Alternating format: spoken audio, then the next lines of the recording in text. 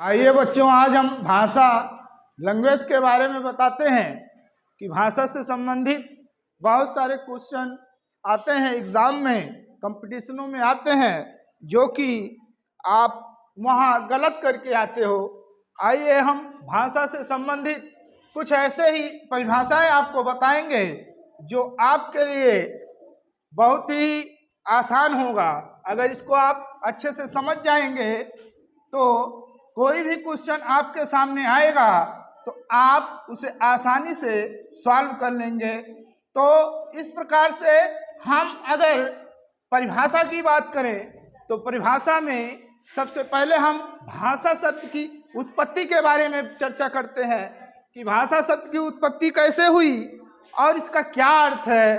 तो भाषा शब्द की उत्पत्ति संस्कृत के भाष धातु से हुई है, जिसका अर्थ है वाणी की अभिव्यक्ति, अर्थात भाष धातु का अर्थ ये बता रहा है कि वाणी की अभिव्यक्ति के प्रयोग में भाष धातु का इस्तेमाल किया जाता है, अर्थात भाष का अर्थ यही हुआ वाणी की अभिव्यक्ति। इस प्रकार भाषा शब्द की उत्पत्ति आपने जाना कि संस्कृत के भाष धातु से हुई है। कभी भी एग्जाम या कंपटीशन में इस तरीके से पूछे कि भाषा शब्द की उत्पत्ति बताइए तो आप बताइए संस्कृत के भाष धातु से हुई है। दूसरी परिभाषा संस्कृत में लिखा कि भाष व्यक्तायाम वाची, अर्थात भाष जो शब्द है ये क्या करता है, मनुष्य की व्यक्ति वाणी ही भाषा है। अर्थात यहाँ लिखा हुआ है भाष व्यक्तायाम वाची, अर्थात जो वाणी व्यक्त की जाती है वही भाषा है, अर्थात मनुष्य की द्वारा व्यक्त की गई वाणी ही भाषा कहलाती है। इस प्रकार इस संस्कृत के कोटेशन में या वाक्य में इसका अर्थ हुआ। आइए हम अपनी भाषा में जानते हैं कि भाषा क्या है। जिस प्रकार से अगर भाषा की चर्चा की जाए तो हम अपने घरों में बोलते हैं या अपने आस पड़ोस में बोली जाती है, वो भी एक प्रकार की भाषा है, उसकी चर्चा भी हम करेंगे। लेकिन आइए भाषा की आसान शब्दों में परिभाषा देखें कि आसान शब्दों में भाषा की क्या परिभाषा है। तो ये लिखा, आसान शब्दों में कहा जाए तो व्यक्ति अपने भाव विचारों को जिसके माध्यम से व्यक्त करता है और दूसरे के भाव विचारों को ग्रहण करता है, उसे ही हम भाषा कहते हैं। अर्थात हम कहने का तात्पर्य ये हुआ कि हमारे अंदर जो भाव और विचार हैं जब हम दूसरों तक पहुंचाते हैं, जिसके माध्यम से पहुंचाते हैं, वो भाषा कहलाती है। और दूसरों के भाव या विचार को जब हम ग्रहण करते हैं, वो जिसके माध्यम से ग्रहण करते हैं, वो भी भाषा कहलाती है। इस प्रकार हमारे भाव विचार आदान प्रदान करने की क्रिया होती है। इन भाषा जो है आदान प्रदान करने का एक माध्यम बनता है, उसे ही हम भाषा कहते हैं। इस प्रकार से भाषा की परिभाषा हमने जाना। आइए भाषा से संबंधित कुछ विद्वानों ने बहुत अच्छी भाषा की परिभाषा दी है, वो भी एग्जाम में बराबर, कंपटीशन में बराबर पूछे गए हैं, इसलिए हम उसे भी जानेंगे। जैसे कि एक परिभाषा यहाँ दी हुई है कि भाषा सीमित और व्यक्त ध्वनियों का नाम है। अर्थात कहने का मतलब यह है कि भाषा जो भी हम बोलते हैं, जो अपनी भाव या विचार को व्यक्त करते हैं, वो एक लिमिटेशन होता है, उसके पीछे बहुत सारी व्यंजनार्थ होते हैं, और हम जो अपनी भाषा को व्यक्त करते हैं तो वो सामने वाला उस सीमित और व्यक्त ध्वनियों को विस्तृत रूप से समझ जाता है जिन्हें हम अभिव्यक्ति के लिए संगठित करते हैं। अर्थात जब भी हम अपने भाव या विचार को बोलना चाहते हैं तो उसके लिए हम क्या करते हैं, अभिव्यक्ति के लिए संगठित करते हैं एक माध्यम। अर्थात बोलने के लिए, अपनी वाणी को अभिव्यक्त करने के लिए कुछ ना कुछ हम माध्यम जो संगठित करते हैं, जो बोलते हैं, वही क्या कहलाता है, भाषा कहलाता है। आइए, और इस परिभाषा को क्रोचे ने दिया था। अर्थात यह भी एग्जाम्पल कभी कभी एग्जाम में पूछेगा और ये परिभाषा दे दिया जाएगा और आपसे पूछा जाएगा कि ये परिभाषा किसने दिया है, तो आप सीधा क्रोचे का नाम लीजिए। दूसरे नंबर पे आता है जिन ध्वनि चिन्हों द्वारा मनुष्य परस्पर विचार विनिमय करता है। विनिमय का मतलब है आदान प्रदान करना, यानी अपने भाव विचार को दूसरों तक पहुंचाना और दूसरे के भाव विचार को अपने तक लाना, वही क्या कहलाता है? विनिमय कहलाता है।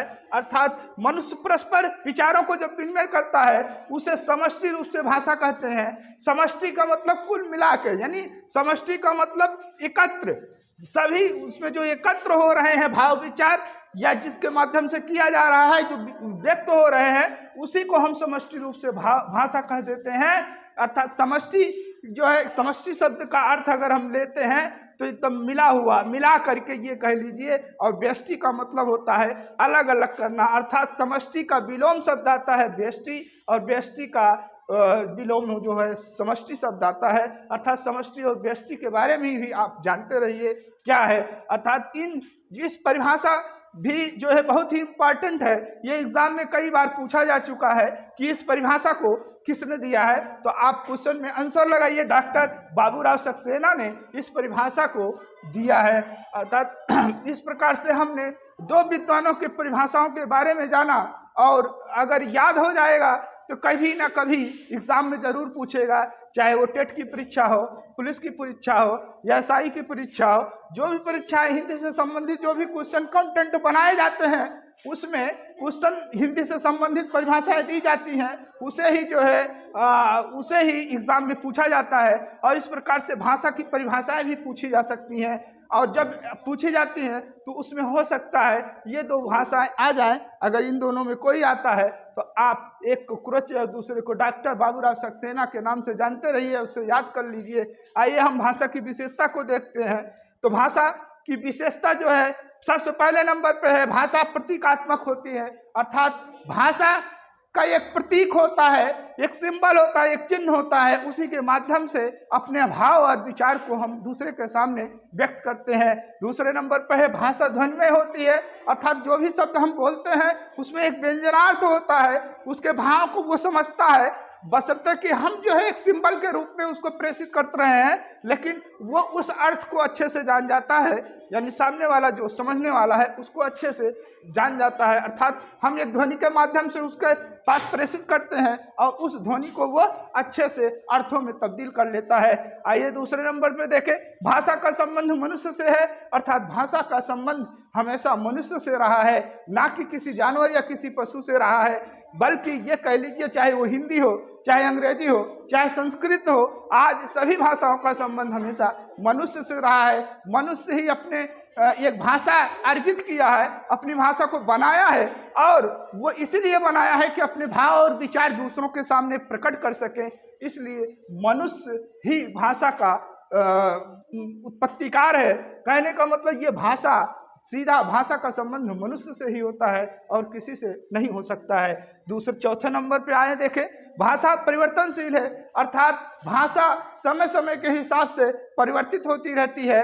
देखा जाए तो भाषा का जब पहला समय आया जिसमें संस्कृत चलती थी, संस्कृत के बाद प्राकृत, प्राकृत के बाद पाली, पाली के बाद अपभ्रंश, अपभ्रंश के बाद अवध, इस तरीके से भाषा हमेशा बदलती रही है और भाषा में कुछ न कुछ अच्छाई या बुराई आती रही है। धीरे धीरे भाषा परिवर्तनशील हो जाती है, अर्थात परिवर्तनशील हमेशा रही है और उसमें परिवर्तन हमेशा होता रहता है। पांचवें नंबर पे है भाषा की क्षेत्रीय सीमा होती है। अर्थात भाषा एक क्षेत्र सीमा में बोली जाती है, एक क्षेत्र सीमा की होती है। अर्थात ये कुछ जगहों की होती है, उस कुछ जगह के बाद वो भाषा चेंज हो जाती है, दूसरे भाषा लोग बोलने लगते हैं। इस प्रकार से इसका एक क्षेत्र होता है। सपोज दैट हिंदी अगर भाषा को लें तो हिंदी भाषा के लगभग 10 राज्य बोलते हैं, उसके बाद कहीं कहीं लैंग्वेज जो है बदल जाती है, कोई तमिल बोल रहा है, कोई इंग्लिश बोल रहा है, कोई उर्दू बोल रहा है। इस प्रकार से भाषा अपने क्षेत्र सीमा तक रहती है, उसके बाद बदल जाती है। हिंदुस्तान में चाहे वो इंग्लिश बोलता हो, चाहे हिंदी बोलता हो, चाहे जो बोलता हो, लेकिन इतना तो है कि वो हिंदी को समझ सकता है और हिंदी को बोल सकता है। ये एक क्षेत्रीय भाषा के हिसाब से अगर देखें तो ये एक राष्ट्रभाषा के रूप में हो जाती है। जैसे कि अगर हिंदुस्तान में पूरे बोली जा रही है, बोली समझी जा रही है, तो राष्ट्रभाषा के रूप में आई है। हिंदुस्तान भी एक क्षेत्र में आता है। अगर इसी क्षेत्र के बाद अगर नेपाल या पाकिस्तान या चाइना वगैरह लें तो वहाँ की भाषाएं ऑटोमेटिक बदल जाती हैं, वहाँ की सीमा अलग हो जाती है। वहाँ भाषा की क्षेत्रीय सीमा अलग होगी, अपने देश की क्षेत्रीय सीमा अलग होगी। या एक स्टेट की बात करें एक स्टेट की बात करें, वहाँ की भाषा कुछ अलग तरह से होती है। जब हम दूसरे स्टेट में जाते हैं तो वहाँ की भाषा कुछ अलग होने लगती है। इस तरीके से भाषा की, हर भाषा की कोई न कोई क्षेत्रीय सीमा निर्धारित है। आगे देखिए, भाषा की प्रकृति। भाषा की प्रकृति की बात करें, प्रकृति का मतलब उसका नेचर क्या है, उसका स्वभाव क्या है। तो भाषा नदी के जल की तरह होती है। जिस प्रकार से नदी अपने जल को, नदी में जल बहता रहता है और नदी का आकार जहाँ चौड़ा हुआ पानी भी फैल गया, और जहाँ गहरा हुआ वहाँ का रंग बदल गया, और जहाँ घूम गई है नदी वहाँ पानी भी घूम जाता है। और उस यानी कि नदी के आकार के हिसाब से जल का आकार भी बदलता रहता है। उसी तरीके से हमारी भाषा है, वो देश काल और परिस्थिति के हिसाब से हमारी भाषा भी बदलती रहती है। जिस तरीके से नदी का जल हमेशा परिस्थिति के हिसाब से बदलता रहता है, इस प्रकार भाषा की जो प्रकृति होती है ये एक नदी के जल के समान होती है, अर्थात नदी के जल की तरह होती है। आइए भाषा के रूप के बारे में चर्चा करें। भाषा के रूप के बारे में जब हम चर्चा करते हैं तो नंबर 1 पर है बोली। बोली के बारे में आप तो जानते ही होंगे। घर की बोली अर्थात आस पड़ोस की बोली, क्षेत्र की बोली, सब ये बोलियां हैं। सब बोलियां के एक क्षेत्र होता है, एक लिमिट होती है, एक सीमा होती है। उस क्षेत्र के बाद दूसरी बोली बोलने लगते हैं। इस प्रकार से हमारे आस पड़ोस या हमारे क्षेत्र के दूसरे गांव के क्षेत्र या इस प्रकार से कुछ दूसरे गांव के, ये जो है बोलियां होती हैं। भोजपुरी एक प्रकार की बोली ही है। इस प्रकार से खोटा बोली है। इस प्रकार तमाम तरह की कई बोलियां हमारे देश में बोली जाती हैं। तो ये बोलियां होती हैं जो हम अपने भाव विचारों को घर या पड़ोस में व्यक्त करते हैं या एक दूसरे से आदान प्रदान करते हैं। लेकिन यही बोली जब परिनिष्ठित हो जाती है, व्याकरण के अकॉर्डिंग हो जाती है, जब उसमें व्याकरण मिला दिया जाता है, शब्दों का चयन किया जाता है, तो परिनिष्ठित भाषा में बदल जाती है। अर्थात जो परिनिष्ठित भाषा है वो व्याकरण सम्मत होती है, और जो बोलियां होती हैं उसमें व्याकरण का कोई योगदान नहीं होता। अर्थात जिस तरीके से चाहते हैं लोग बोलियों को इस्तेमाल करते हैं अपने भाव विचार को व्यक्त करने के लिए, लेकिन परिनिष्ठित भाषा व्याकरण सम्मत होती है। ये व्याकरण के अकॉर्डिंग लिखी जाती है या बोली जाती है। ज़्यादातर परिनिष्ठित भाषा जो होती है वो लिखने के काम आती है, जबकि बोलियां जो हैं वो बोलने के काम आती हैं, लिखने के काम नहीं आती हैं। इस प्रकार से जब यही परिनिष्ठित भाषा ज़्यादा व्यापक स्तर पर बोली जाती है, किसी देश में व्यापक स्तर पर जब ये परिनिष्ठित भाषा बोली, लिखी या समझी जाती है, तो वो भाषा राष्ट्रभाषा के रूप में जानी जाती है।